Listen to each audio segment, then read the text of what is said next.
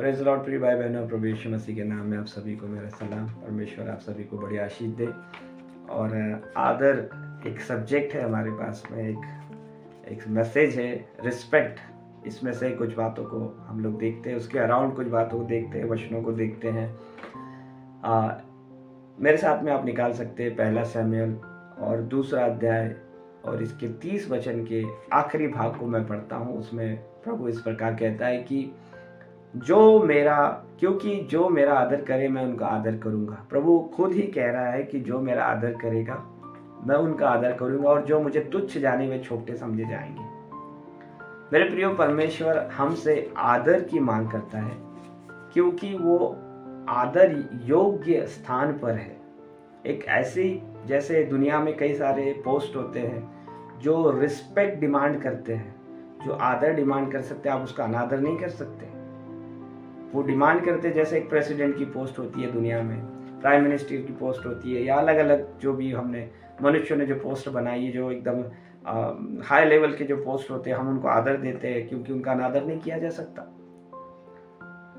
और जिस परमेश्वर ने सृष्टि को बनाया है, जिसने हमारी रचना की है, उसकी पोस्ट क्या होगी, उसका स्टैंडर्ड क्या होगा, या उसका आदर कितना किया जाना चाहिए।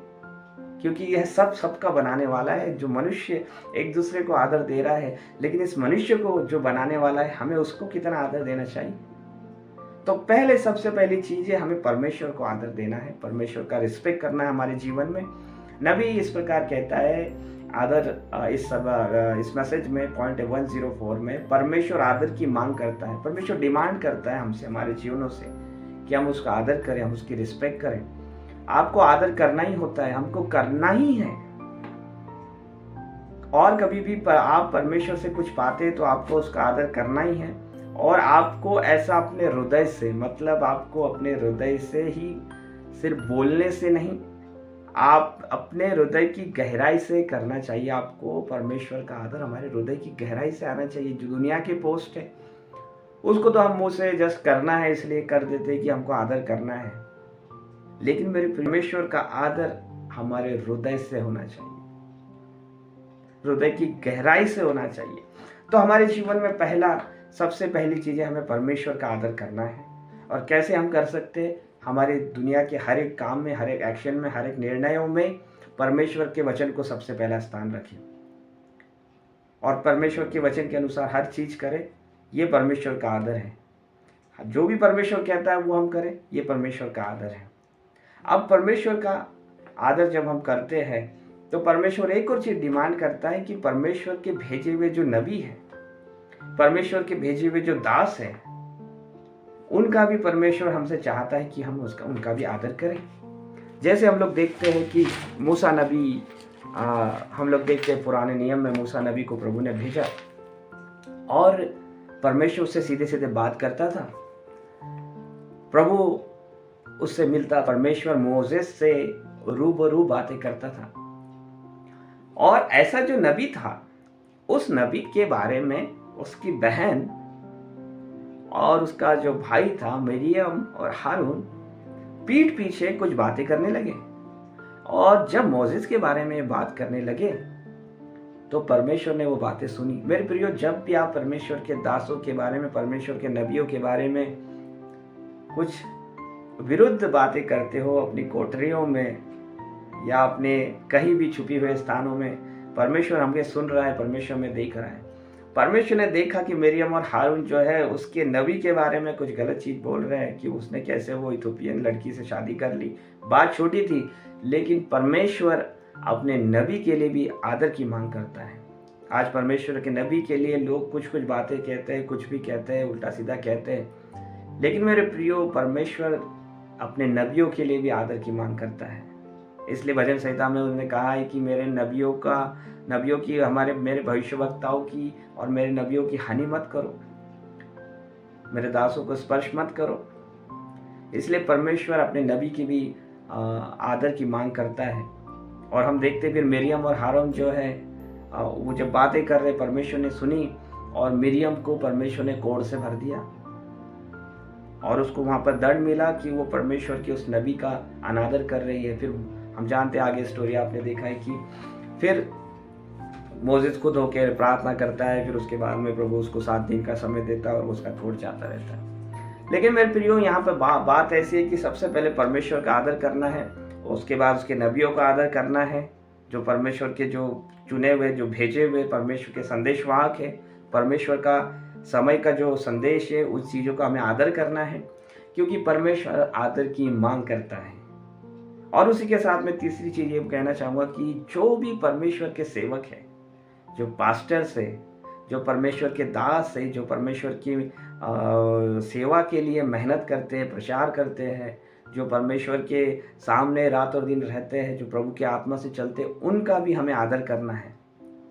और ये बाइबल ही हमें बताती है। इसके लिए आप पहला तिमोथी, और मैं इसको पढ़ के बताऊंगा आपको, पहला तिमोथी और इसका 5वां अध्याय, पहला तिमोथी इसका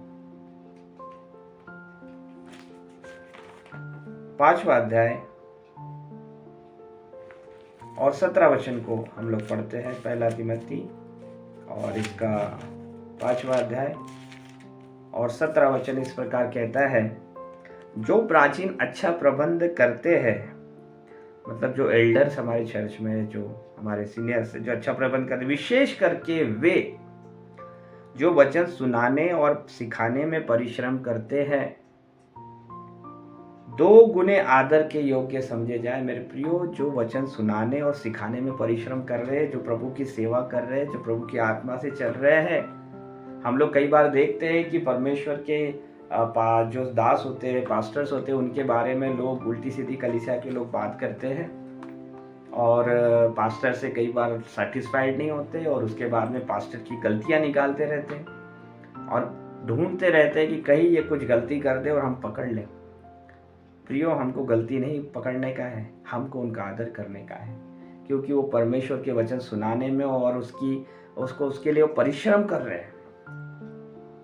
इसलिए बाइबल कहती है कि जो वचन सुनाने और सिखाने में परिश्रम करते हैं, वे 2 गुने आदर के योग्य समझे जाते। तो हम अपने पास्टर का आदर करें, जो सेवक हमारे हैं बीच में होते हैं, जो आते हैं, बाहर से आते हैं, उनका आदर करें, क्योंकि ये परमेश्वर डिमांड करता है। परमेश्वर अपना आदर की डिमांड करता है, उनके नबियों के लिए वो डिमांड करता है, उसके सेवकों के लिए भी वो डिमांड करता है। और साथ ही साथ हमें फेलो बिलीवर्स का, जो हमारे साथ में जो विश्वासी है, जो हमारे साथ में संगति करते हैं, उनका भी आदर हमें करना है, उनको भी हमें प्रेम करना है। इसके लिए अगर आप चाहें तो हम लोग पहला पत्रस 2 अध्याय इसका 17 वचन आप पढ़ सकते हैं। इसमें लिखा हुआ है, सबका आदर करो, भाइयों से प्रेम रखो। ये दोनों चीज़ एक साथ कंजंक्शन में दी है कि सबका आदर करो, भाइयों से प्रेम रखो, परमेश्वर से डरो, राजा का सम्मान करो। तो हमें भाइयों का, जो हमारे संगति करते हैं, जो हमारे फेलो बिलीवर्स है, चर्च के हमारे साथ के मेंबर्स है, उनका भी आदर बनाए रखना है। किसी का अपमान हमारे जीवन से ना होने पाए, किसी की निंदा हमारे जीवन से ना होने पाए, क्योंकि वो भी प्रभु के, भले वो पुलपिट पे नहीं आते, वो प्रचार नहीं करते, लेकिन वो परमेश्वर के साथ साथ चल रहे हैं, तो वो भी आदर के पात्र हैं, क्योंकि परमेश्वर की आत्मा धारण करके चलते हैं लोग, पवित्र आत्मा धारण करके चलते हैं, वो आदर के योग्य है। इसलिए सबसे पहला हमारा आदर हमको परमेश्वर को देना है, उसके नबियों को देना है, उसके सेवक दासों को देना है, पास्टर्स हो, सेवक हो, जो प्रचार के लिए मेहनत करते हैं, प्रभु की सेवा के लोगों के लिए मेहनत करते हैं, और साथ ही साथ हमें फेलो बिलीवर्स के लिए भी हमारे मन में आदर और सम्मान बने रहे।